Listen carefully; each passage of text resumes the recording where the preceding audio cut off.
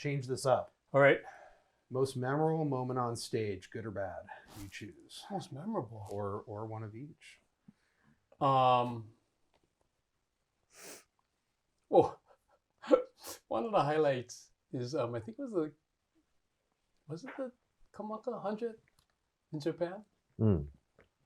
You know, it was just Jake and I on stage. We were rehearsing and going. He asked me to. I don't know what we did, but I just had so much fun. And then he said, "Brian, I want to record with you." I was like, "Oh, that's cool." Because I want to win a Hoku like you and Herb. You said that. Yeah. You said that. I was like, and we just started cracking up, and you know, those are the moments, the behind the scenes stuff, not necessarily played in two people in front of thousands of us. Like, oh, you know, we just had this nice day. It was a cool morning do, and we did this thing, and we were just, he said, you know, I want to record with you. Like, oh, you know, I mean, shit. He's getting all proud. I feel honored because I don't want to say it, but you know, there was one Hoku that Herb and I had a CD, and we're up against Jake, and we were like, "What if we win?" We're like, nah. So, but when they called our name, it was like, oh, wow. I mean, super stoked, super surprised. But then he said, "Oh, you know, I want to win a Hoku like you and Herb." I remember that. That's one of the fun times, right? It was a Japan. There's a Japan gig, right? I remember that. Funny. What about you? Okay. Most memorable was when I played with Carlos Santana. I was going to say that. Yeah, Man. that was like, That was awesome. yeah, that was life awesome. changing. And after that, I was kind of like, okay, what now? Yeah. Because that was my number one ultimate goal for what I wanted to do. That's But awesome. yeah, so that was the good memory. Bad one. Oh. If I had to narrow it down, I was doing a show in Washington State with Bill Tapia long time ago. Oh, wow. And the dressing room was kind of like you had to go on the side of the stage and down the flight of stairs. And right when you exit the stairs on the bottom, there's a step down and it says watch your step. There's an air conditioning conduit on top that says watch your head. You cannot see both at the same time. So I was hanging down there with everybody else, and the stage manager yelling from the top, he's like, "Britt, you're on right now." I'm like, okay.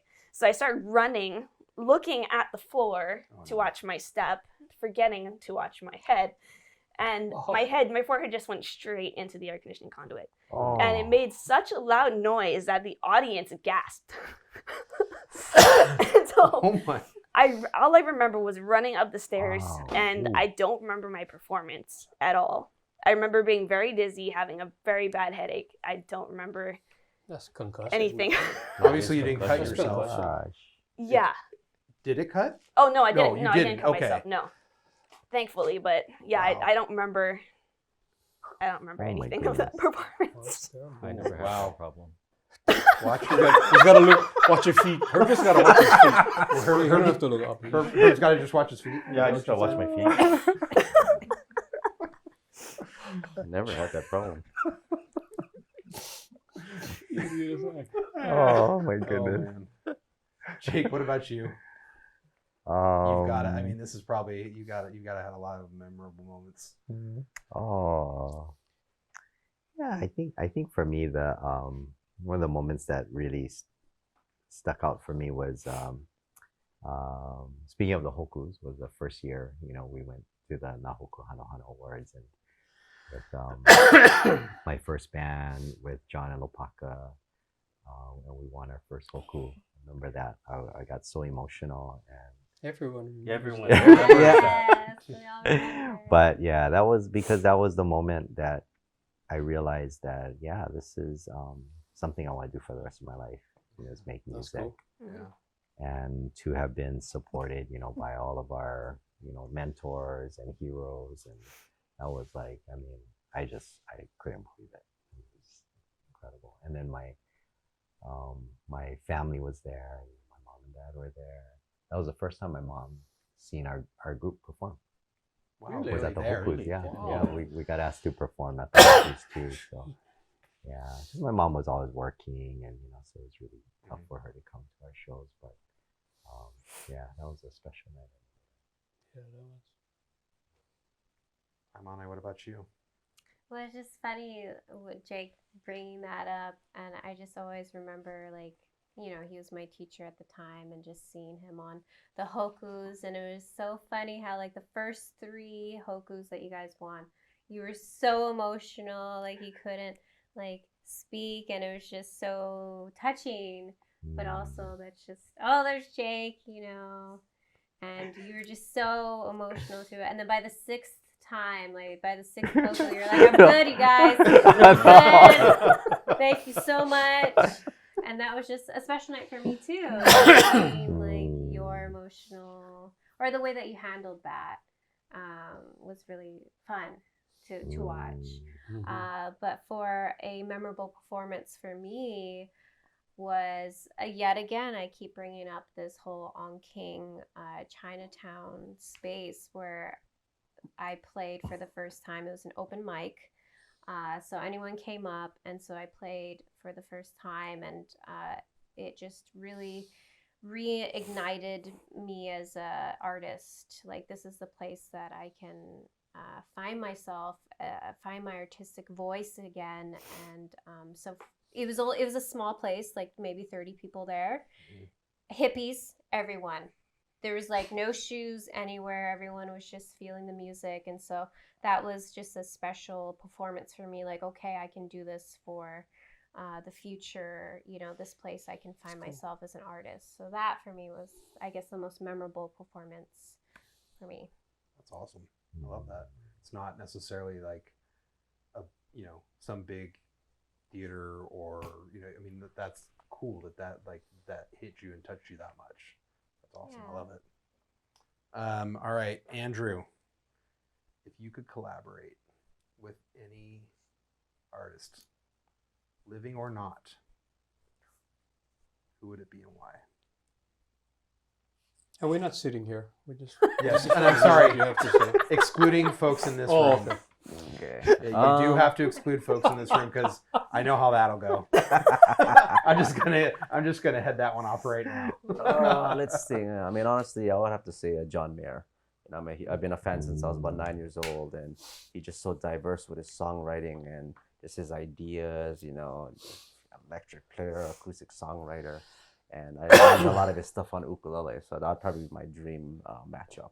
You actually caught one of his shows not that long ago, wasn't it? Yeah, I'm gonna try to go again in April. Okay. They're doing a solo tour, so I'm like, okay, I'm gonna have to. I told my dad, let's go, we go.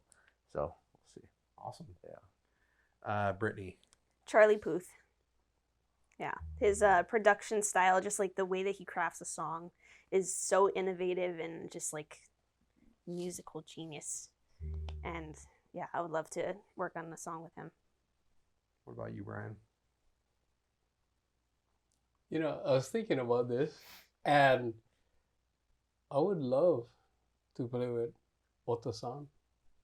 I mean, I've sat with him backstage, but just knowing what I know as an ukulele player and interpreting what he does, I'd be like Nando Jr., you know what I mean? But I would interpret it differently so that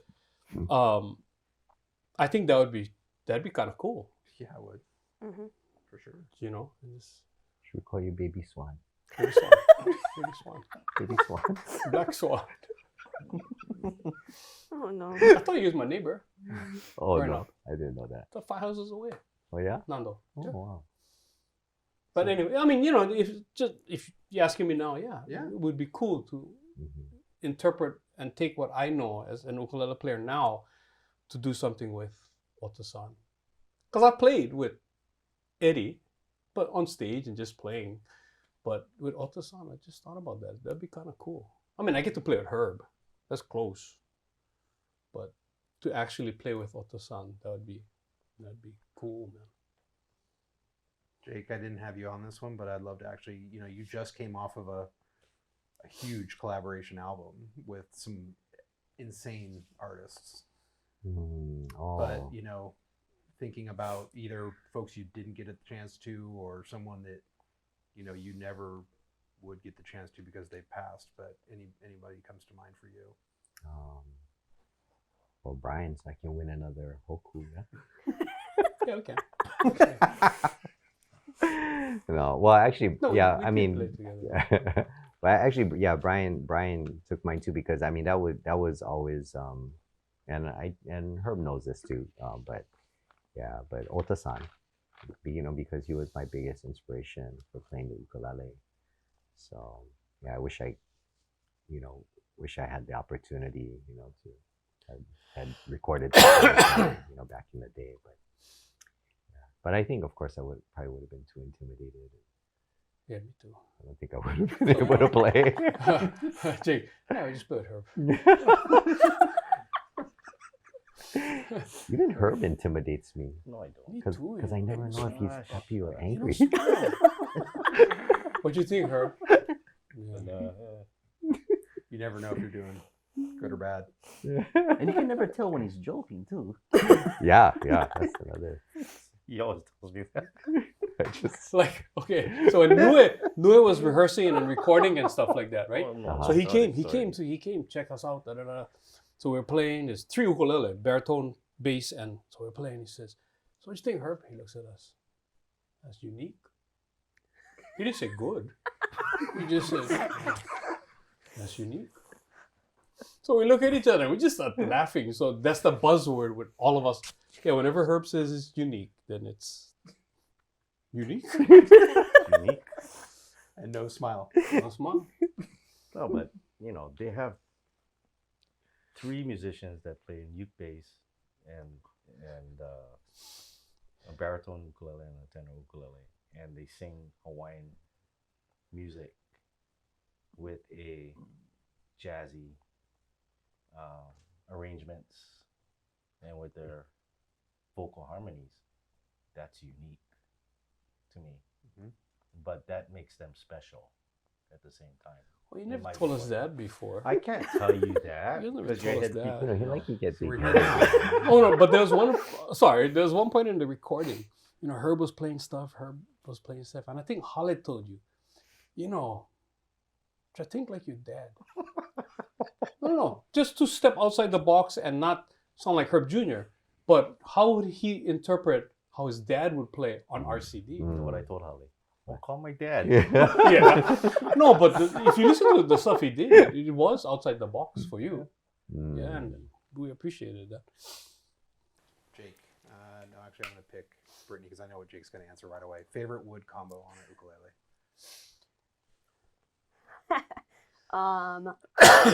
100% koa. That's what Jake would probably answer. Yeah, I mean, Koa is all I know. So say Koa. Taimane, actually, I'm going to throw this at you because I know you play something different. Maple cedar. Yeah, that's what I know you play. Yeah. Or spruce. Mostly cedar. Is your current one is cedar? Yeah. Yeah. Andrew. Ooh, let's get interesting here. Let's go with a Cuban mahogany with a Swiss moon spruce bear claw at the top. I wonder why you say that. Wow. Coming soon. Brian, what about you? Plastic. Huh? No. I mean, I think we're all used to just playing koa, so that's when we hear that sound, it's just an extension of what we feel.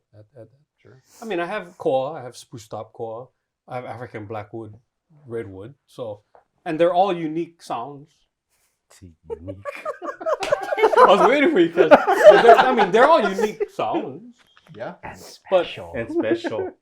but I think koa. I think I would just. Herb, I assume you. Oh, 100% Hawaiian koa. To me, I mean, I grew up listening to that, even though, I mean, my father used to play a koa body with a spruce top from Kamaka for many years. He had a standard Kamaka he used to play with. So, I mean, you grew up listening to Hawaiian koa ukuleles. So, to me, I'm not saying for everyone, but it defines the sound of an ukulele to me. For sure. Any superstition or ritual that you have before you go on stage? Ooh. Oh, it's a good one. You know what? Superstition. Well, do you have a superstition? Yeah, or I guess it could be a superstition that maybe you with you. Oh, bring, yeah, or, yeah. Or a ritual that you do before you go on stage. Maybe I'll like I guess maybe do like not breathing exercise, but maybe I'll go for a walk just to get those initial little jitters out, and just say, okay, let's embrace this, and just get your head ready before you hop up on that stage. Yeah, so I guess and it depends what it is too. If it's like the degree of how big the event is. If it's like a theater, then yes, there's a little bit more prep time. And okay, are we gonna get all this right? Do I have everything prepared? Yeah. So yes, there's a little bit of a setup. Taimana, what about you? 30 minutes before show, glass of wine. And then the musicians, then I stretch. I'll stretch out. And then the musicians, we all get together and we go over maybe like 3 songs that we're not too sure about, just to start warming up, starting locking in. And then like 10 to 5 minutes before we go on, pee break. And then we're ready. Nice. Brian? If it's for like big concerts and just like backstage, I just bounce. I just bounce just to get the blood circulating. I may try and touch my toes. I cannot. But then it gets the blood into the, so at least I feel warm. I do a lot of these kinds of stretches, and then I take a deep breath and say, ready, fire, aim. Pretty much. Herb? Use the restroom. I do it. Because I mean, Yeah. I've experienced being on stage and going, it's like, You ever use the adult depends? no. Have you? Oh no. It's not the question. We can literally just go down the depends conversation.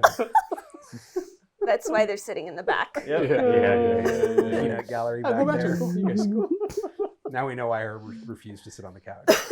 Oh my goodness. What about you, Jake? Yeah, nothing really. Just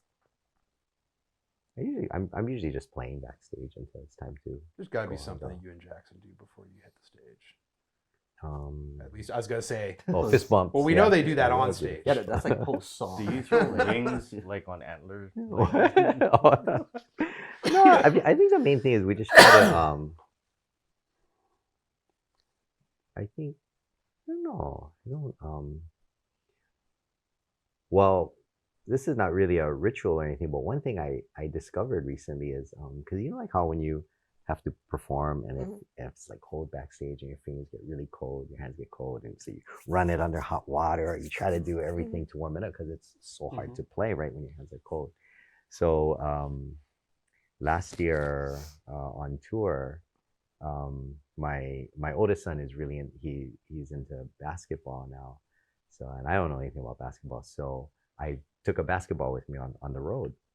I was just like, dribbling, wherever we were, just always just trying to practice. I was trying to practice dribbling with my left hand and my right hand. But what I found was one day we were, I don't remember exactly where we were, but it was so cold. And so I just, and it was like, I don't know, half an hour before we were going to go on stage. So I was just like sitting with the basketball, just dribbling, with both hands. And after like 10 minutes of dribbling, my hands felt amazing. Wow, just yeah. like the blood flow was great. They didn't feel cold at all. And when I got up on stage to play, my hands felt like we were already halfway through the set. Like that feeling when your your fingers finally get warmed up. Yeah, so I couldn't believe it. And so we were doing that every time our hands got cold, just dribbling the basketball, and it works. And I guess Nice. Maybe I don't know that motion of The slapping. and then I don't know, but maybe the blood, getting the blood flow. But it was pretty. What I miss. It's You not a know, safe. but- It's not a safe place, So, Jake. It's anyway. not a safe place. So, um, It might be time to put the children to bed. so yeah, but that was something. Yeah, that was kind of a happy accident, you know. Yeah. Yeah. How about you, that Brittany? discovery. I definitely need. I think it depends. Like if I'm doing a solo show or if I'm playing with someone else. If I'm doing a solo concert, then about 30 minutes before, like I'll just spend the rest of the time by myself, trying to focus and get my head in the right space because I want what I play to come out the right way. I don't want to, give people the wrong emotion. Like if I'm having a rough day, I don't want them to feel that through what I play. So I'll take that time, for myself before if it's solo. If I'm, backing up someone else, then I love to be around them and, we're just like playing along to whatever background music is playing, before we go out and cracking jokes and just kind of getting positive vibes. I like it. Yeah. The energy, Yeah. I love Yeah. the energy. Building up that good energy. I knew I had made it as an ukulele artist when finished that statement. Age is okay. What did you say? Age. Um, never thought of it that way. I mean, you can even think of it as like, wow, like almost like Jake, when he said, this is what I want to do with the rest of my life. But like, was there a moment you had where you felt like, I'm actually doing this? Like, this is, like, here I am. This is my career. I'm doing this. I've made it, I have to say, after my first recording, and my father took a listen to it, I was nervous as heck to hear what he had to say, but he actually said that he Unique? actually liked it. He was unique. Yeah, I was unique. No, but what did he Oh, say? that's a nice. I mean, yeah. it's just from a teacher. Yeah. I mean, not only as a father, but as a Mhm. teacher, when he's wearing that hat and he compliments what I do, that's very reassuring in terms of I might be doing something right, kind of thing. For sure. So Wow, Amane, what about you? that's big. Well, I'd like That's to cool. add the word professional ukulele player. Sure. What's on there? That's a great point. Playing with Uncle Don, Yeah. Don Hill. Yep. He was my Oh. first real show that I was a part of. That's right. I remember that. So seeing what, the professional behind the scenes and what it's actually like to be a part of a show. So that was, I guess, mine. That's a great point. Andrew, what about you? I feel like I'm still in search of that, but I guess it's being, even if it was the CDs or any idea that I had like that started up here, to actually kind of carry out the plans to achieve it. And I would say it kind of starts from that process, because you're really like, okay, there's this area I want to get, and there's this bridge I want to cross, but like, how am I going to do it? There's no recipe. So like I said, yeah, if it's just like, coming out with a third album, if it was just like coming out with the school, it was, it all started up here, and there was always, what if, can I even do this? So it's whenever I can accomplish these little micro goals, then I'm like, okay, I guess I'm headed in the right direction. So, What about you, Brian? Well, I think first it was, you guys gonna feed me? When you start doing the grad parties and all of that, it's like, wow, I mean, you must be doing something right. But I think a big moment for me was when Kuipo Kumukahi asked me to go record on her first album. It was like, huh? Okay. And that's the very first recording that I did was with Kuipo Kumukahi, Greg Sardina, Chris Kamaka. And from there, it just opened up a whole new can of worms. And I've been loving it ever since. So if it wasn't for Sammy, Kuipo Kumukahi, then so she's a big part of, and I tell her this all the time, the path that I travel now was because she gave me that first opportunity to, Brian, you want to record on my album? That's awesome. And then you're in the studio. What's that noise? What's a click? Yeah, and Herb too. I recorded with Herb too. Yeah, on his first one. So, How about you, Brittany? I think when I saved a life through my music. Wow. Yeah. Oh, that's huge. That's heavy. yeah. Jake, you want to follow that one up? I can't follow that, so yeah, that's awesome. Yeah, that's awesome. No, but I mean, I think there's, but I would love to hear, at what point as you were kind of developing in your career where you really maybe realized that, like, wow, I'm doing, you talked about you had that moment where you said, I know I want to do this for the rest of my life. Where do you feel like you had a moment where you just, did you have a moment where you just said, oh my God, like, this is my life? Yeah, I think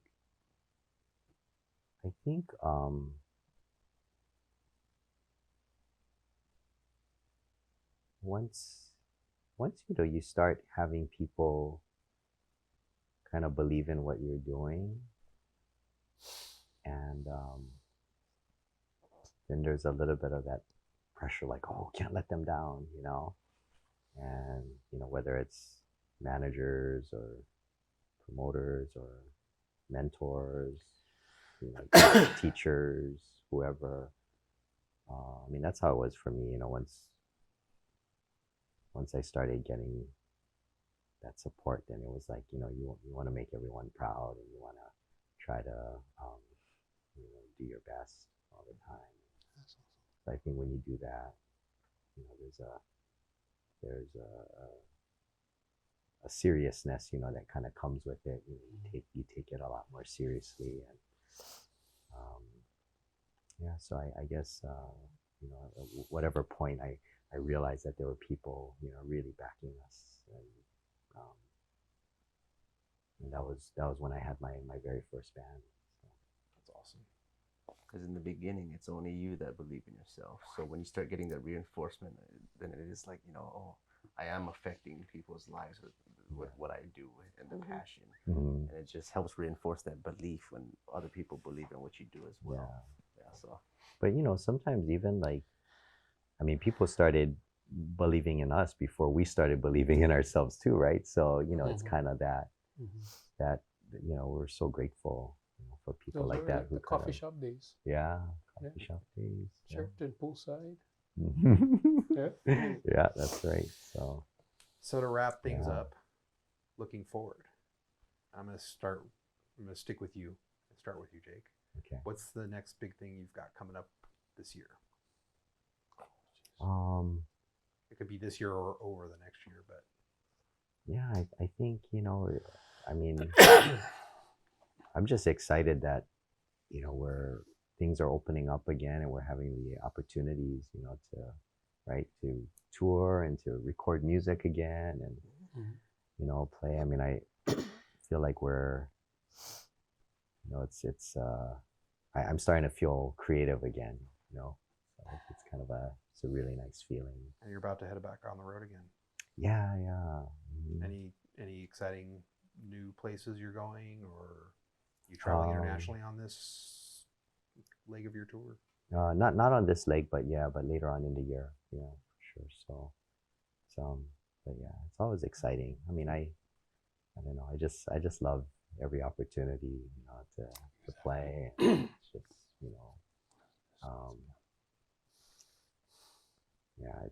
it's I don't know. It's my passion. Right? For sure. So, like all of us. Imani, what about you? What's next? I've got a couple touring things, but to be honest, I'm not quite sure. Which is a scary place to be for someone who likes to plan so much. But I'm just going to allow it to let me follow the flow, if I allow myself to follow the flow. So I'm not quite sure for this year, which is very different for me. So I'm not sure. Not necessarily a bad thing, though. It could open a different door that you didn't expect. Exactly. Yeah, that's cool. Brian? excited about traveling. With Nue, doing stuff with Herb. There's this like Nashville retreat, I think, end of June. Oh yeah, That be we awesome. done. They couldn't find anybody, so I said, Brian, you just I said, yeah, sure, whatever. Nah, nah. No, nah. but that's the nah. But you know, Jake is putting on a retreat in Nashville, so I'm excited about that because the three of us are there: Jeff Peterson, Craig and Sarah, your brother Bruce, and Sam Bush. Yeah, that's gonna So be awesome. and it's just getting out and sharing ukulele manao You got it. to, and it's it's not good enough to me, just being from Hawaii. When you go to these places, you got to bring it. You got to show who you are, what you can do, and the people we are, being humble. And that's the exciting part because we get to travel again to Japan, wherever, and just sharing the playing, the education side of it, the teaching, and just being with people who share the same passion. That's the fun part of it. Oh, for sure. That's the fun part of it. What about you, Herb? Traveling. I'm excited about going back to Japan again this year. Yeah. Just actually touring instead of just going to one city. you Yeah. know, and I mean When is this, by the way? April. Oh. But the last time I was there touring was 4 Nah. years ago. So Yeah, pre-pandemic. just to see everyone and sharing my love for Food. Oh, I mean, Yeah. ukulele. Well, ukulele. number You can't two. go wrong with the food. No, you can't. But I think we all can agree that when you go to Japan, I mean the appreciation that they have Sean knows. for He the knows. We all know. what? No, these guys know. Oh yeah. So but it's just Traveling. traveling and the potential of meeting new people, making new friends. Yeah, for sure. Yeah. Brittany. So I am now officially an exclusive Kanile'a artist. So I'm super excited. So there's that. There's also, I'm in like the very early process of like loan just got approved process of building my studio. And to my knowledge, there isn't any female producers here in the state. So I would be, I think, one of the first or something. Hey, But awesome. the type of work that I Open do, those doors.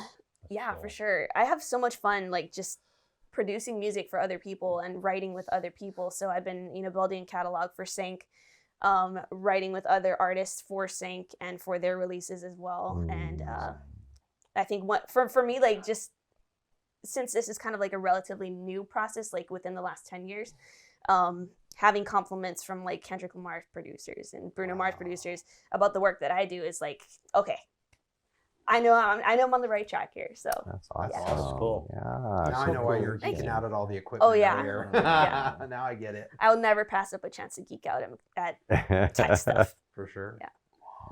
Andrew, you want to bring us home? What do you got this year? What's next for you? So in a few months, I will be launching a new program that I came up with called UkeTV. And I'm highly influenced by Jiu-Jitsu, and that's something I do in my free time.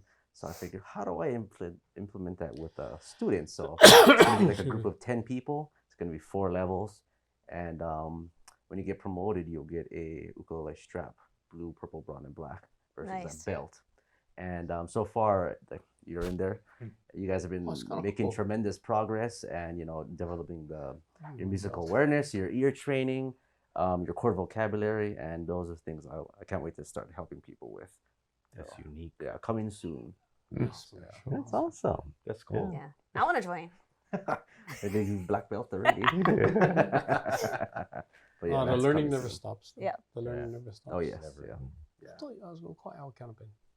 Well, Just to go. I have to thank all of you guys. I mean, I couldn't have imagined getting this group together, and the fact that I guess A, that you were all willing to do this is amazing, and B, that you were all in town is shocking. That's kind of, actually.